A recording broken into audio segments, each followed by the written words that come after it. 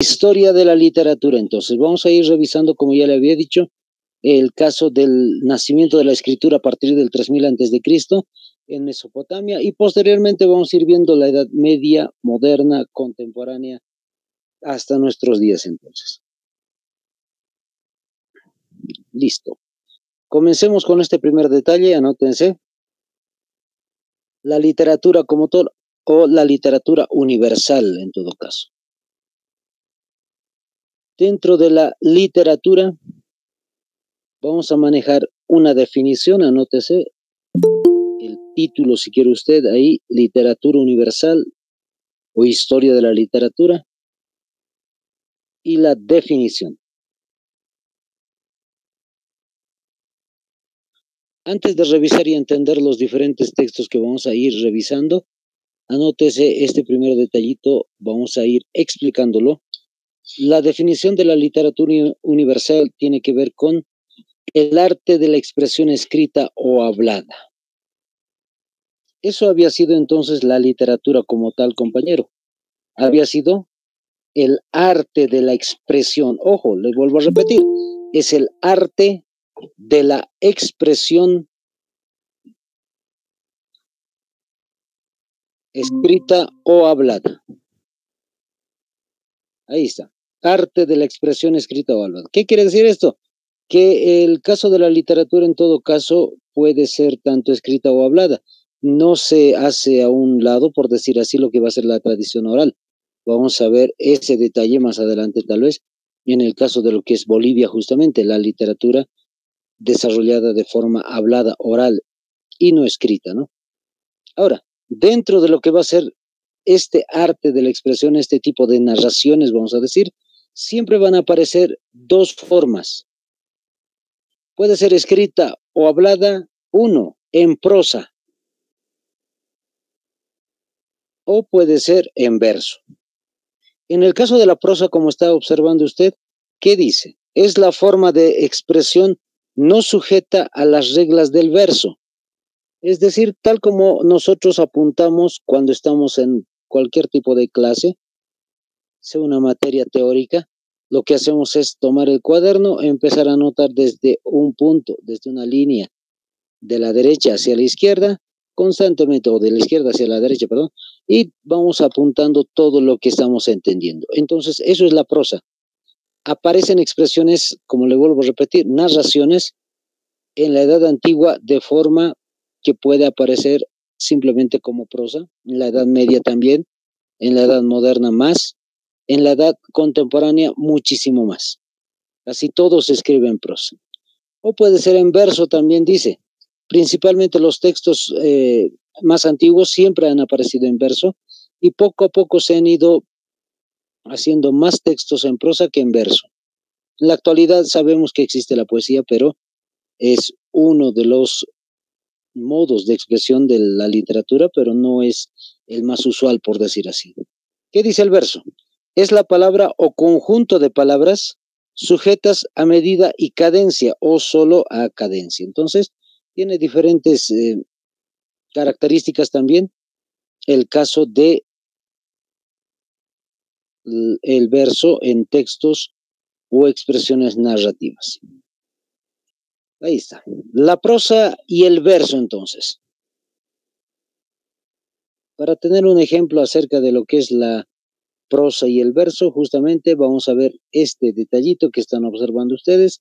Ahí está, hay dos diferencias sobre un pequeño relato que están observando.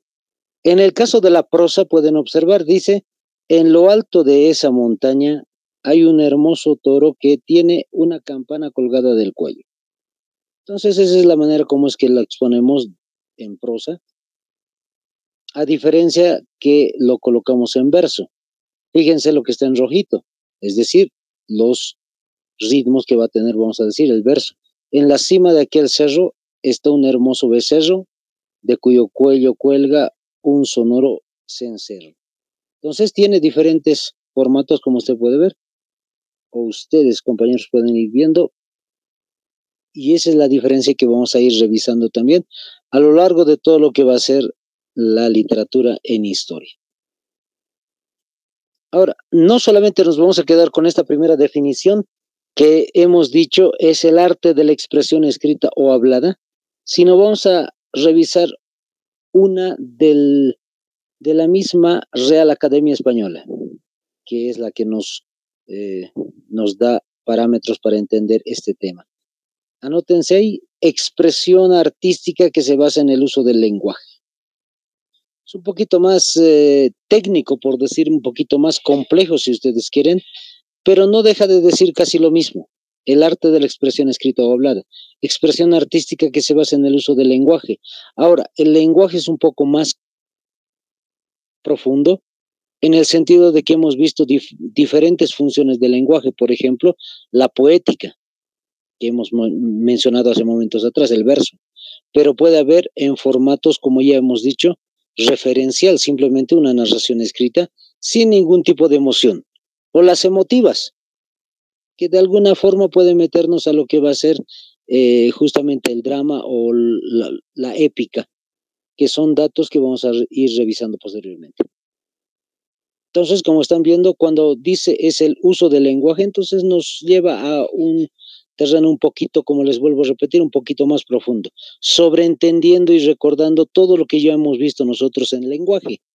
El buen uso del lenguaje en el caso de la gramática, por ejemplo, dentro de la lengua, la sintaxis, semántica, ortografía, etcétera, todos esos detalles que ya lo tendríamos que presuponer, chicos.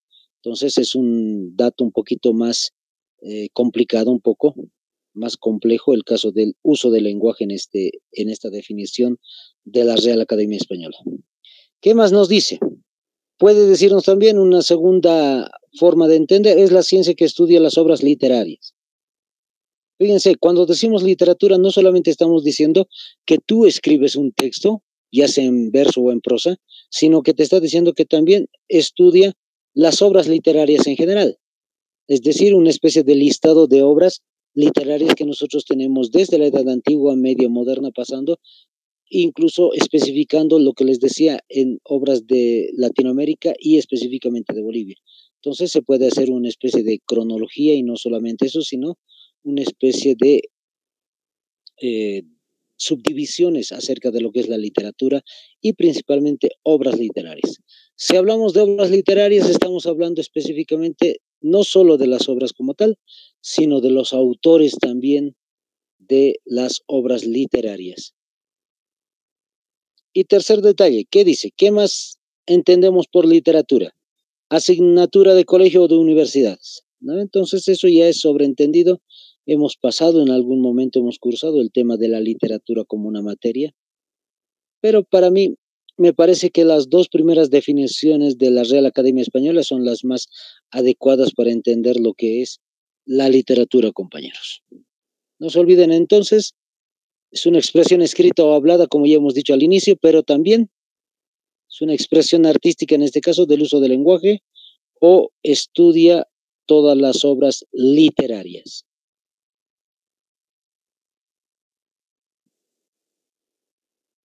Listo. Vamos a comenzar ahora sí con el tema de la literatura en la Edad Antigua.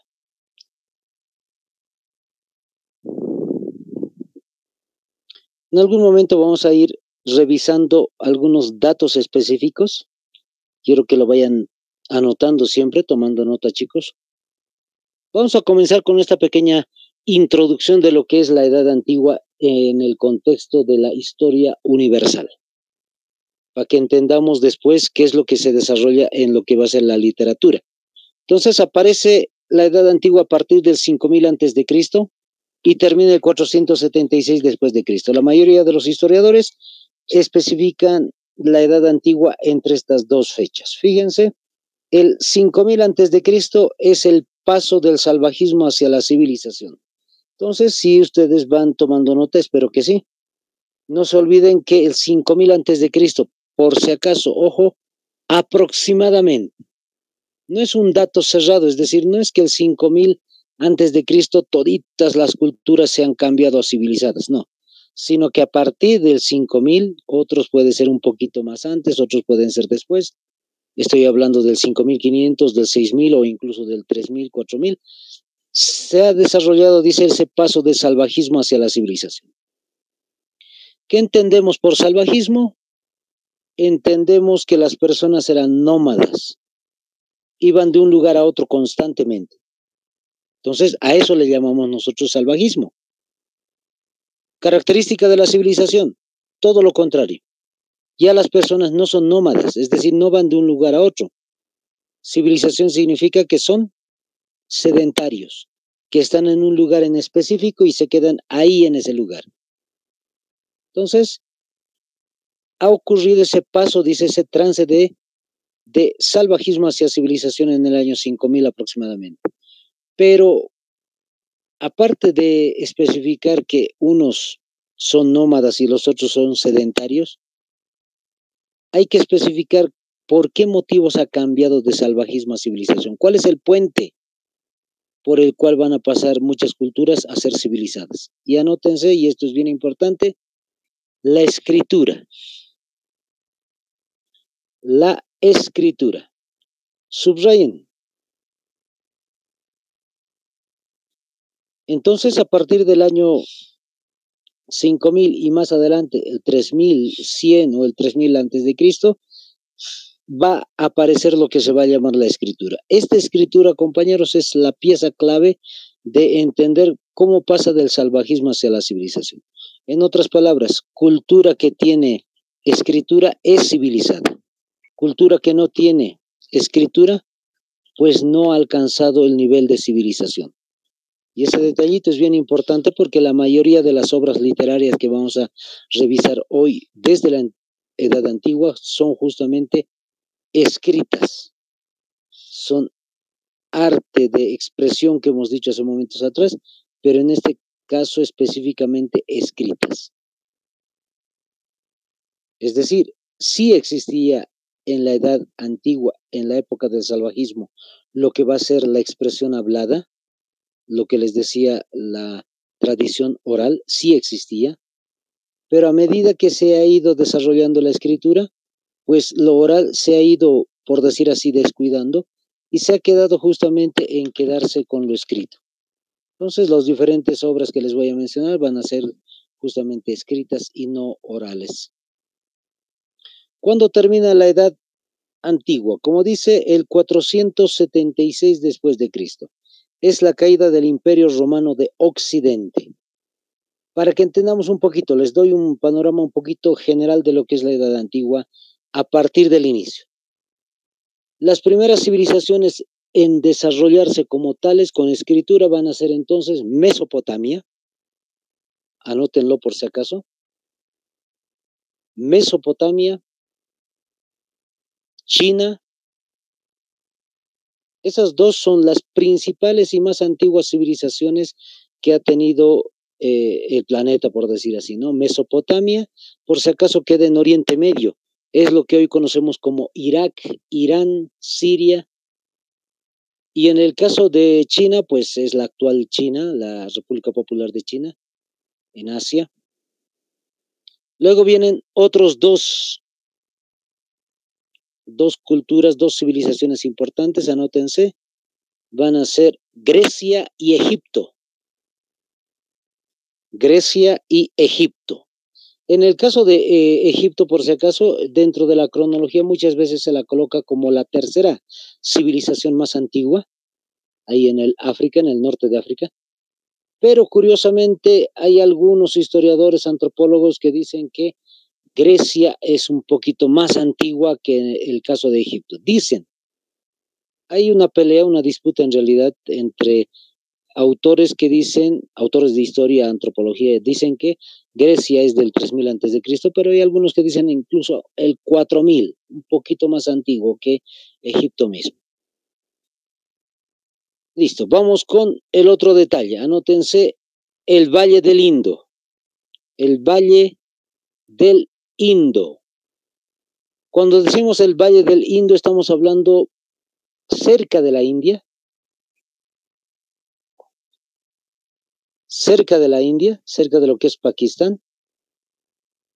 En ese sector se ha desarrollado y a partir del año 2500, anótense, 2500 antes de Cristo, 2500 antes de Cristo, y deja de existir como tal el año 1700 antes de Cristo. 2500 al 1700 antes de Cristo, entonces desaparece esta cultura. ¿Qué quiere decir esto? Que en realidad esta es una de las civilizaciones más antiguas que curiosamente no nos ha dejado legado en cuanto a escritura. Y finalmente la última civilización, que es Roma. En el caso de Roma se desarrolla el año 753 antes de Cristo. Año 753 antes de Cristo. Listo, compañeros. Entonces ya tenemos un dato acerca de lo que es la Edad Antigua. Si han podido revisar, entonces tenemos Mesopotamia, tenemos China, tenemos que hablar de esas regiones en cuanto a literatura. Vamos a hablar algo de los griegos, posiblemente algo de los egipcios, del Valle del Indo lamentablemente no, de Roma vamos a ver algo, incluso vamos a revisar algo de lo que va a ser el Extremo Oriente, como es el caso de China, Japón y la India, pero muy vago estos últimos porque en realidad Japón y China tienen una tradición escrita posterior a lo que va a ser la Edad Antigua. Listo, compañeros. Entonces, ahora sí, vamos a detallar los sectores principales de lo que va a ser justamente el área donde se desarrolla los primeros tipos de escritura más antiguos. El Oriente Medio. Cuando hablamos del Oriente Medio, compañeros, estamos hablando justamente de la primera civilización que les mencioné, Mesopotamia. Si ustedes quieren, pueden apuntar ahí, Oriente Medio, Mesopotamia. Entonces, en ese sectorcito se ha desarrollado, les vuelvo a repetir, los países que hoy están en Oriente Medio son Irán, Irak, Siria, incluso hablamos de Israel en ese sector de Oriente Medio. Se han desarrollado, como están observando, dos características interesantes dentro de la literatura de la Edad Antigua. Primera, está escrita en tablillas de barro. Ojo, la mayoría de las expresiones han sido escritas justamente en tablillas de barro. No había todavía el uso del papel de forma tan común como hoy. El caso de China va a ser un dato interesante. En la antigüedad construyen, vamos a decir, porque en realidad es un invento. Inventan el papel, pero su uso tampoco es tan cotidiano como el nuestro, ¿no ve? Entonces, lo más accesible van a ser las tablillas de barro. Y poco a poco se van a ir mejorando esa situación. El otro detallito, ¿qué tipo de temática, vamos a decir entre comillas, tenían para desarrollar en ese Oriente Medio? La mitología amorosa. Cuando estamos hablando de mitología, estamos hablando entonces de seres fantásticos o sobrenaturales, como se dice, de los cuales se ha ido hablando y construyendo las cosmovisiones en el caso, por ejemplo, de los persas, incluso de Babilonia, incluso de los griegos mismos, los diferentes tipos de ideas de los dioses que ellos tenían. Entonces se han producido de esa manera. ¿A partir de qué año dice? A partir del 2600 antes de Cristo se escribe por primera vez uno de los relatos interesantes que vamos a ver más adelante, pero les estoy adelantando. 2600 antes de Cristo se va a escribir entonces un poema llamado el poema de Gilgamesh. Eso va a ser un dato que más adelante les voy a comentar, pero fíjense qué dice. Los sumerios y los acadios han desarrollado este tipo de literatura en primera instancia. Ahora, ¿quiénes son los sumerios? ¿Quiénes son los acadios? Son las primeras culturas, los primeros asentamientos que existen en Mesopotamia. Anótense el dato, chicos. Cuando hablamos de la Edad Antigua y hablamos de Mesopotamia, estamos hablando de estos dos primeritos. Para que tengan una idea bien rápida, les digo, existen los sumerios, los acadios. Estos van a producir diferentes tipos de conflictos, pero también va a haber diferentes tipos de mezclas hasta producir lo que van a ser otra cultura en ese sector, los asirios. va a existir lo que va a ser la ciudad de Babilonia, va a producirse lo que es el imperio babilónico, y producto de la mezcla también de muchas culturas en el área, va a aparecer la cultura medo, la cultura persa, va a haber una unión entre estas dos, lo que va a ser el imperio medo-persa. Entonces, hasta ahí más o menos ese es el recorrido de lo que va a ser las culturas. Entonces, ellos, los sumerios, son los más antiguos, se dice, en producir diferentes obras literarias. ¿En qué se basaban principalmente? Anótense mitos, como dice ahí en la imagen. Inciso A, mitos. Ahora, si van a ir tomando apuntes, chicos, principalmente, ¿a qué se refiere cuando hablamos de mitos? Relatos tradicionales. Primer detalle, compañeros. Es un relato como cualquier otro, pero tradicional, es decir, se va a repetir de generación en generación. Primer dato, entonces, es tradicional. Segundo, es sagrado. Dentro de las cosmovisiones que van a tener varias de las culturas, no solamente es un relato que de vez en cuando hay que recordarlo, sino curiosamente sagrado, es decir, va a ser muy cuidado, y si de alguna manera va a tener que ser reproducido, va a ser de una manera muy importante, es decir, muy cuidada, todo lo que se dice en una narración. Y finalmente, simbólico. Es simbólico, es decir, utiliza un lenguaje simbólico, es decir, muchas veces se cree, desde nuestra perspectiva tal vez, se cree que muchas de las cosas que se dicen en el caso de estos relatos de los mitos solamente es simbolismo, es decir, que no ocurrieron, que en realidad solamente persiguen la idea de que las personas entiendan lo que hubiese pasado. Por ejemplo, el caso de las culturas de Mesopotamia, la creación, por ejemplo. O en el caso de Grecia también, la creación, cómo es que se ha desarrollado la creación para ellos, tiene otro tipo de cosmovisiones o relatos tradicionales. Eso es el mito entonces, compañeros. Es un relato, les vuelvo a repetir, tradicional, sagrado y simbólico. Vamos con otro detalle. Número 2, o inciso B, la épica, es decir, es una narración también de característica épica, no solamente mitos, sino se produce también lo épico. ¿Qué es esto? Son hechos legendarios. Son hechos legendarios. Un ejemplito de esto, por ejemplo, el caso de la Ilíada y la Odisea, que como les digo, más adelante les voy a comentar un poquito de esos dos textos también. Entonces, los hechos legendarios en este caso son ficticios, por si acaso. En algún caso pueden ser ficticios, totalmente ficticios, y en algún caso son legendarios en el sentido de que son hechos históricos posiblemente, pero son tan grandilocuentes que parece que no son reales. No sé si alguna vez han visto diferentes tipos de películas de la Ilíada y de la Odisea, por ejemplo, el caso de Troya, la construcción de un caballo y al interior todo un ejército para poder, o no, un grupo de personas, perdón, para poder atacar a la ciudad de Troya. Aparece como algo ficticio o puede ser tal vez un hecho histórico. Ahí está. Esos son los datos acerca de lo que es lo épico. Tercer detalle, didáctica y moral.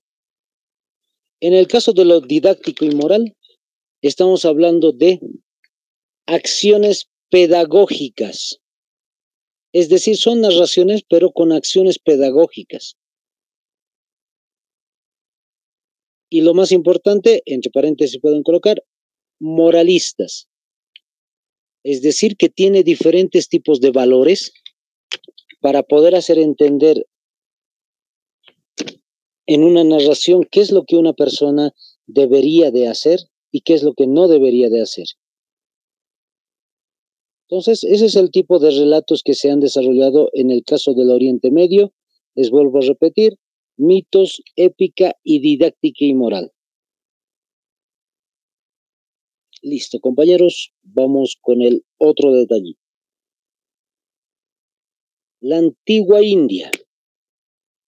Estamos hablando a partir del año 1500 antes de Cristo. Si ustedes buscan lo que les había comentado, el Valle del Indo está muy cerca de lo que es la India, pero en realidad no está relacionada para nada, por si acaso, solamente el lugar geográfico. El Valle del Indo había desaparecido justamente el año 1700 antes de Cristo, les decía, y en 1500 ya existía esta cultura, la India como tal, y ha ido desarrollando diferentes versiones también de lo que va a ser la literatura. Vamos a ir anotando entonces. Está escrita principalmente, su característica es en sánscrito. La lengua sánscrita entonces es, anótense, una lengua ancestral de la India. Específicamente es de la India, les vuelvo a repetir, una lengua ancestral, es decir, antiguísima.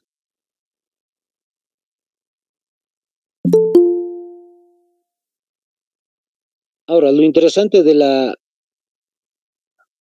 cultura del caso de la India es que la mayoría de sus textos se han escrito justamente de esa forma, con escritura sánscrita.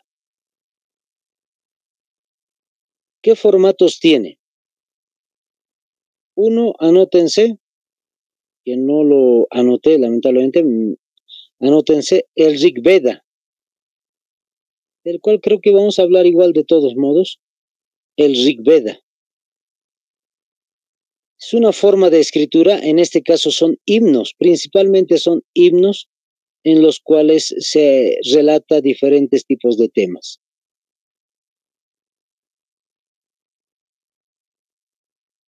Entonces, a eso se refiere con el caso del Rig Veda. Les vuelvo a repetir, Rig Veda. Son himnos. Ese es el tipo, perdón, de textos más antiguos que han tenido justamente los hindúes. Otro va a ser la tradición védica. Ahí dice, inciso B, sánscrito clásico. Ahorita vamos a revisar, a ver. Anótense, la literatura védica. Justamente tiene que ver con este segundo detallito, el sánscrito clásico, es decir, es una forma de escritura ya no tan antigua, se ha modernizado, vamos a decir un poco el tipo de lenguaje que ya habíamos mencionado, y entonces se construyen diferentes tipos de textos religiosos.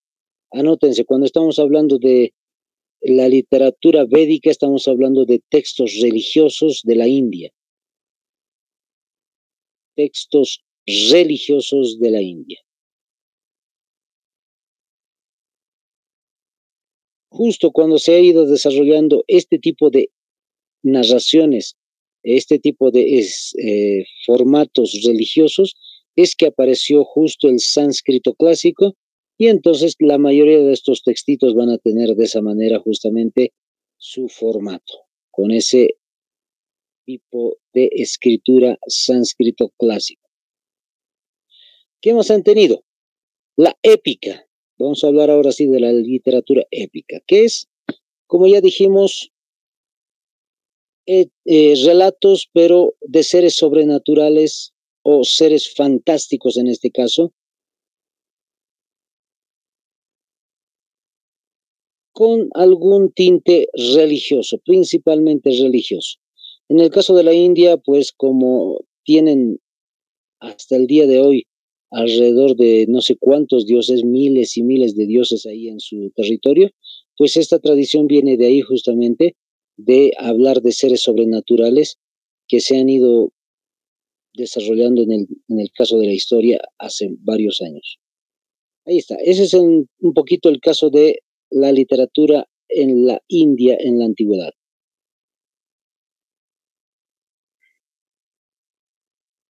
Vamos con el otro caso, el Extremo Oriente. Cuando hablamos del Extremo Oriente, pues estamos hablando de dos datos importantes de dos regiones, que es China y Japón, como están viendo. Estos para no desviarnos mucho de lo que va a ser la región de la India, China y Japón, se ha desarrollado a partir del 3000 después de Cristo. Entonces es una de las culturas que no tienen tradición, como ya les digo, de literatura antigua, pero lo más antiguo que ellos tienen es en China las tácticas militares. Casi la mayoría de los textos entonces en el caso de China son simplemente libros militares. Hay datos muy interesantes acerca de lo que es lo militar. Por ejemplo, hay un autor de historia que interesantemente nos habla de el modo como es que China tenía una de las flotas más grandes de la antigüedad y que ha podido tomar así básicamente casi todos los continentes, es decir, ha podido surcar diferentes lugares del planeta. E interesantemente, incluso muchos dicen que llegaron hasta América.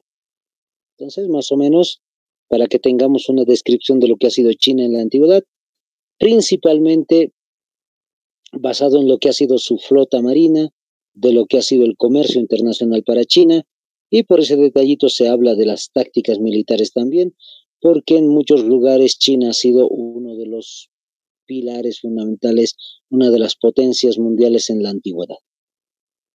En el caso de Japón, se desarrolla recién en el siglo III hasta el siglo IV después de Cristo. Entonces tampoco está dentro de lo que es principalmente la antigüedad, pero ahí tenemos dos datos interesantes de Japón. Un poquito mejorado, perdón la palabra, pero un poco mejor que el de China. Las crónicas. Han podido desarrollar las crónicas los japoneses. ¿Qué son las crónicas? Van a ir tomando apuntes, chicos. Es la recopilación de hechos históricos. Ojo, les vuelvo a repetir. Es la recopilación de hechos históricos. Eso se le llama crónica. Simplemente hay una especie de historiador, si ustedes quieren. Es una persona que va revisando lo que está sucediendo en el lugar donde vive, con problemas tal vez de la cultura o con otras culturas, y va anotando todo eso y a eso le llamamos crónicas. ¿Por qué se le llama crónica? Viene del griego cronos a veces. Esta palabrita significa justamente que lo hace en un orden histórico, es decir, en un orden en el tiempo. Anótense esa característica. Tiene un orden cronológico en el sentido de que usa del tiempo y no describe de forma caótica todo.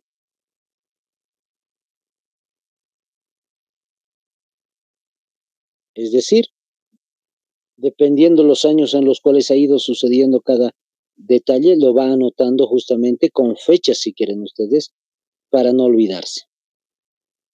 Listo. Segundo, la poesía.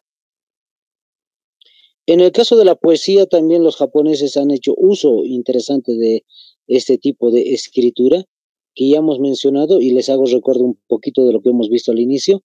El arte de la expresión es la literatura escrita o hablada, en prosa o en verso. En prosa, ya hemos visto el caso de las crónicas, por ejemplo, en Japón. Eso es prosa, todo está simplemente en una línea escrita.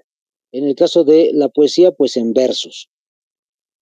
En el caso de la poesía, principalmente en Japón se va a utilizar la poesía para lo religioso,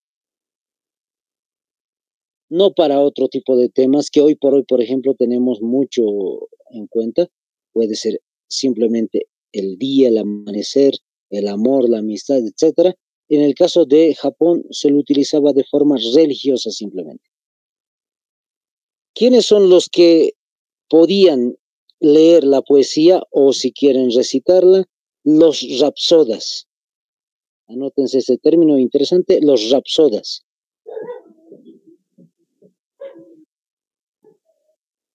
Los rapsodas entonces son los recitadores de los poemas justamente.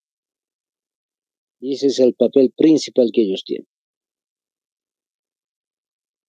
Listo. Ahí está entonces, compañeros, ese es el detallito importante acerca de lo que es el Extremo Oriente.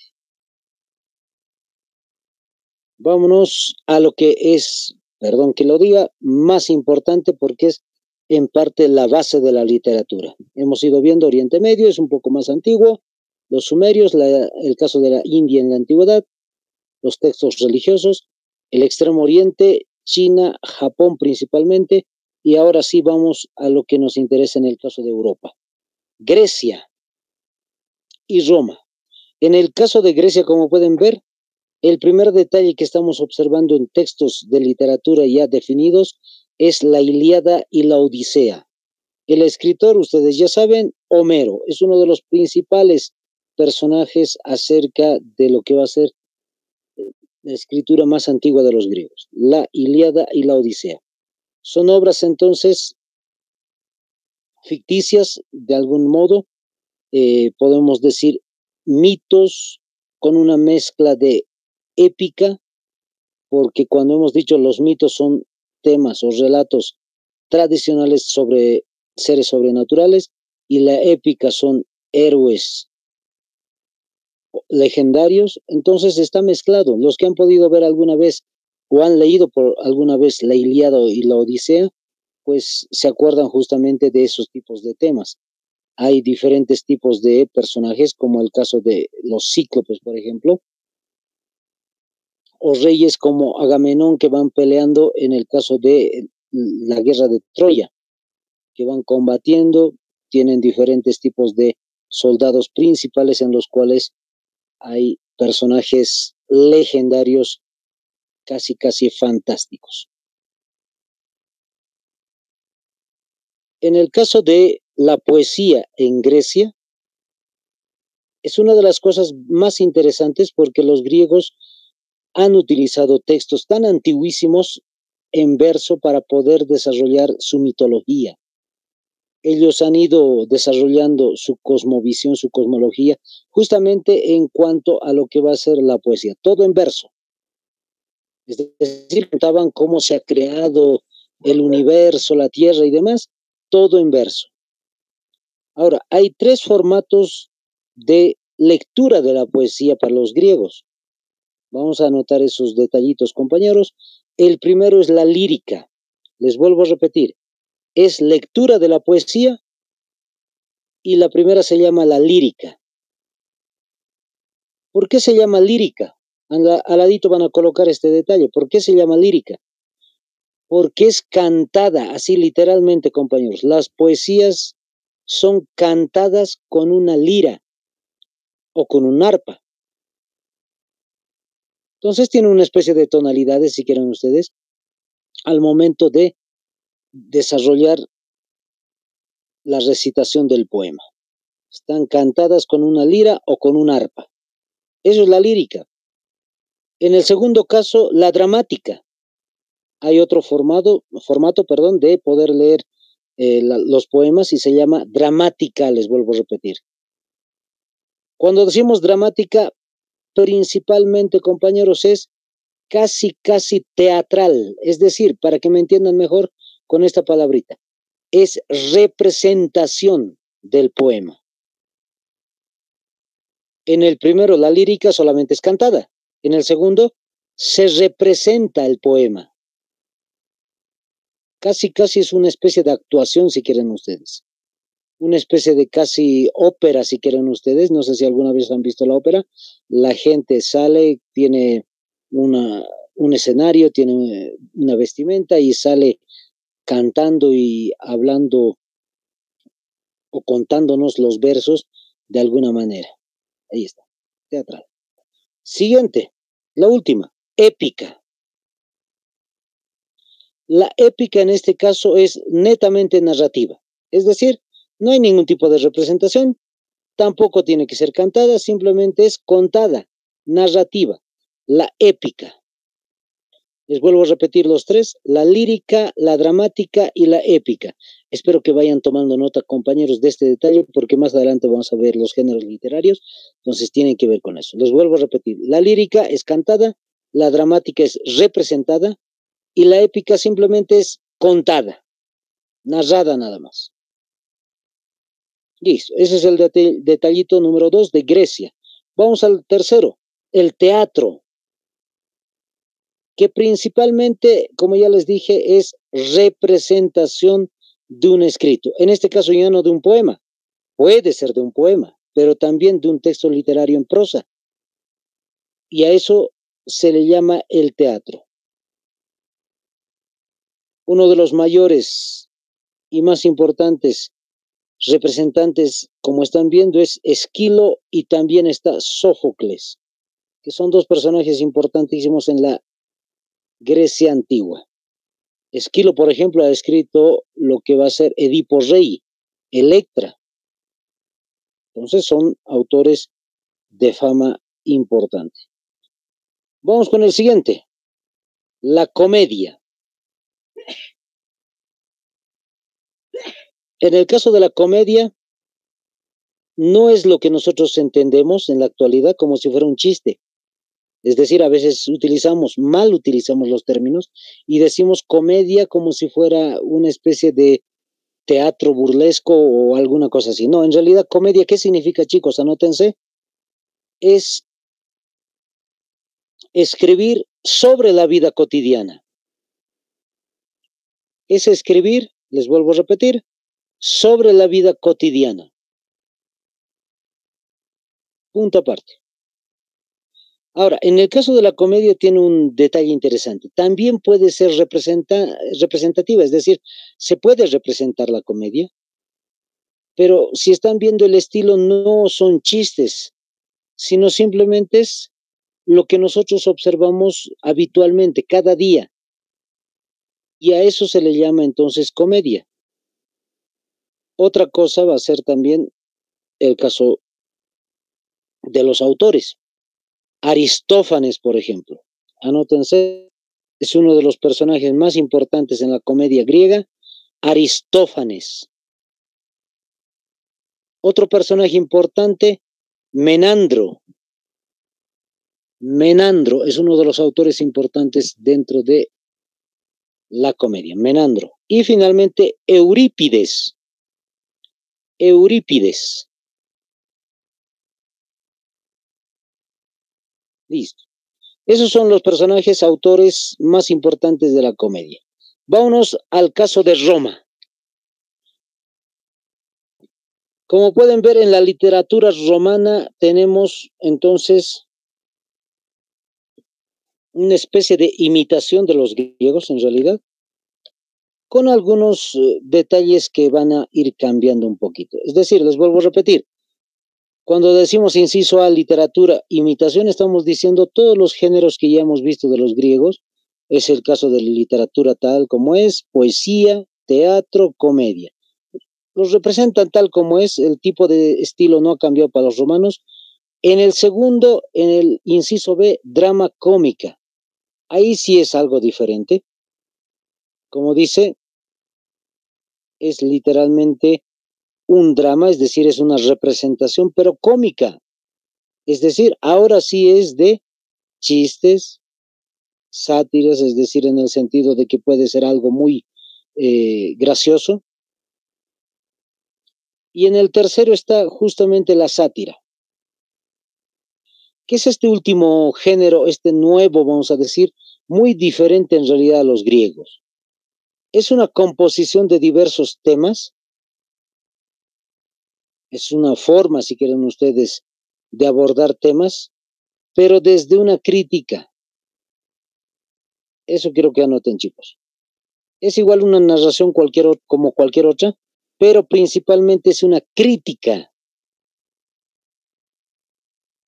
Y eso es lo que se va a destacar en el caso de la sátira. Los romanos, les vuelvo a repetir, han recreado lo que han hecho los griegos. Drama cómica es una forma de utilizar ya el drama, pero la sátira es lo novedoso, lo pueden subrayar incluso. Lo más novedoso de los romanos, la creación para ellos va a ser la sátira. Es decir, les vuelvo a repetir, es una narración con críticas, es hacer una obra teatral, si quieren ustedes, pero haciendo ver el malestar de algún dato importante sobre la sociedad. Puede ser ironía, es decir, diciendo unas cosas, pero con otro lenguaje para que tenga un segundo sentido siquiera. Puede ser la utilización del poema también en versos, sí, o incluso simplemente con una crítica de la sociedad de Roma en ese tiempo.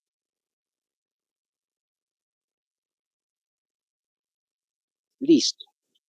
Para ir terminando, les voy comentando un poquito. Esto es un poco el conjunto de obras escritas por las civilizaciones antiguas, los textos más importantes entonces dentro de la literatura antigua. Sáquenle capturita, ahí está, el poema de Gilgamesh que les decía hace momentos atrás, se ha desarrollado, fíjense, el siglo XVII antes de Cristo.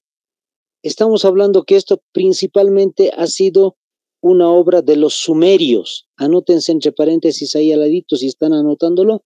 Los sumerios son los que han escrito. Les vuelvo a repetir, hemos dicho sumerios y acadios están desarrollando la literatura en Mesopotamia.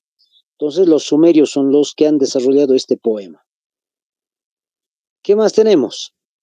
El Pentateuco, la Biblia, o parte de la Biblia. Penta significa 5. Son los primeros 5 libros de la Biblia. Entonces, fíjense, ha sido escrito, se dice, en el siglo XV o siglo X antes de Cristo. En el caso del Pentateuco o la Biblia, como nosotros los cristianos decimos, el creador de la Biblia es Dios, pero el escritor en este caso es Moisés. Moshe, también van a ver en algún momento Moshe, es decir, es la traducción en hebreo, si quieren, de Moisés. Moisés, por mandato de Dios, escribe entonces los 5 primeros libros de la Biblia. Y ahí está justamente el primer libro, que es el Génesis, la creación. Y luego viene el tema de Éxodo, Levítico, Deuteronomio, Números, etc. ¿Qué más? Otro de los textos sobresalientes en la época antigua entonces, la Ilíada y la Odisea, siglo VIII antes de Cristo. Ustedes ya saben el autor, ahí también está anotado. Homero es el autor entonces de estos 2 textos griegos por si acaso. Sumamente importantes en el caso de los griegos principalmente. Otro dato interesante, el Tanaj hebreo. Posterior al Pentateuco se va a ir desarrollando el Tanaj, que va a ser escrito por diferentes maestros en Israel, es decir, después de que existen los 5 primeros libros de la Biblia, pues en algún caso tratan de complementar, si quieren, la Biblia, o en algún caso tratar de interpretar la Biblia, y aparece como un texto aparte justamente. Y también en el caso del Tanaj va a estar ya adicionado lo que va a ser justamente el caso de los otros textos del Antiguo Testamento, que van a ser justamente los Salmos, Proverbios, van a estar la historia de los profetas, va a estar justamente otros personajes como Job, el caso de Ruth, Esther, Crónicas de Israel, de los reyes, etc. Ahí está. Para que le saquen una capturita, ustedes ahí tienen las obras de la literatura antigua, que son muchos otros más, pero estos son los más importantes que he resaltado para ustedes, chicos. El poema de Gilgamesh, el Pentateuco, la Ilíada, la Odisea y otros más. Pero estos son algunos más que también existen dentro de lo que es el caso de la India, por ejemplo, el que están viendo a su derecha, el Rig Veda que les decía hace ratito, ¿no? El Rig Veda era una forma de himnos, como les digo, creados entonces en el siglo II antes de Cristo. Listo, compañeros, ahí está, ese es el detalle de la Edad Antigua. Vamos a ver el día de mañana entonces la literatura de la Edad Media para ir viendo casos más interesantes como va a ser ya no solamente el drama, la poesía, cosas así, sino qué es la hagiografía, por ejemplo, qué son los misterios que han sido formas o estilos de escritura. que van a ser los cuentos alegóricos y otros más. Entonces, el día de mañana vamos a ir revisando ya otros tipos de estilos de escritura, como ya lo hemos ido viendo el día de hoy. Espero que vayan recordando siempre, chicos, que es el poema, que es el drama y demás. Entonces, ahí vamos a quedar el día de hoy. Faltan 2 minutitos de descanso e ingresan, allá ahora ya es 1 minuto nada más, chicos, luego ingresan para álgebra. Entonces, hasta el día de mañana, bendiciones.